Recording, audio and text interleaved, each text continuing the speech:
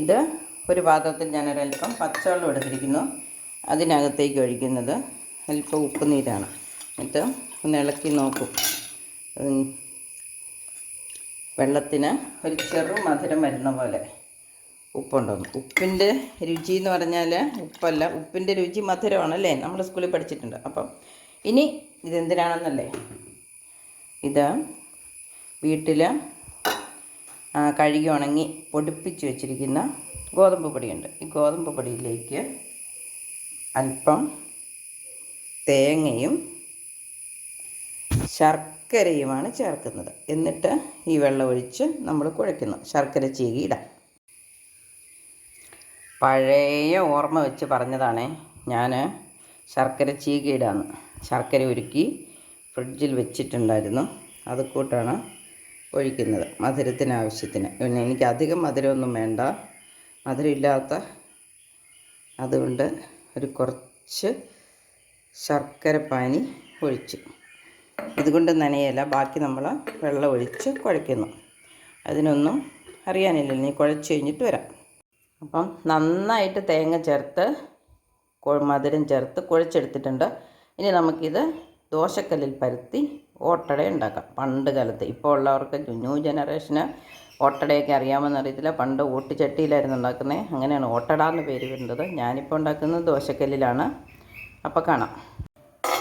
ദോശക്കല്ല് അടുപ്പത്ത് വെച്ച് സ്റ്റൗ ഓണാക്കി, ഇനി ഇതിലൽപ്പം നല്ലെണ്ണ തൂക്കണം.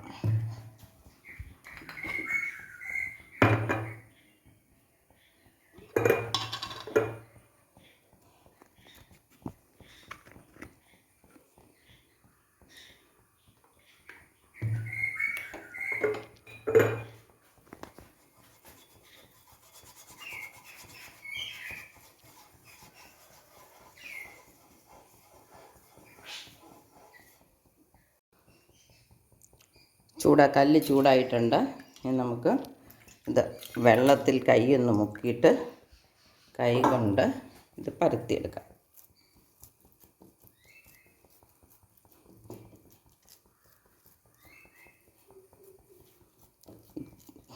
തീരെ നൈസായിട്ടല്ല, ഒരല്പം കനത്തിൽ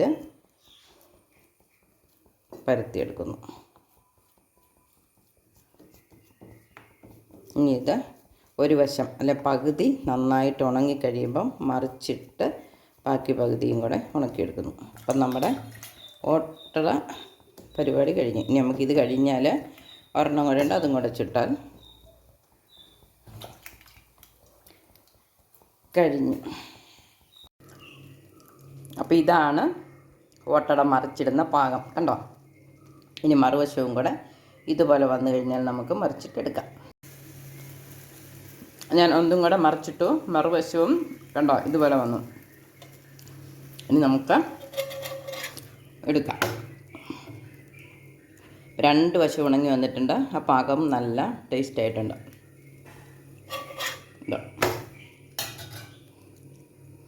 ഇപ്പം നമുക്കിനി സ്റ്റൗ ഓഫാക്കാം. അപ്പോൾ എൻ്റെ വീഡിയോ ഇഷ്ടപ്പെട്ടെങ്കിൽ എല്ലാവരും ലൈക്ക് ചെയ്യണം, ഷെയർ ചെയ്യണം, കമൻറ്റ് ചെയ്യണം, സബ്സ്ക്രൈബ് ചെയ്യണം. അപ്പോൾ അടുത്ത വീഡിയോയിൽ കാണുന്നത് വരെ എല്ലാവർക്കും നന്ദി, നമസ്കാരം. Thank you.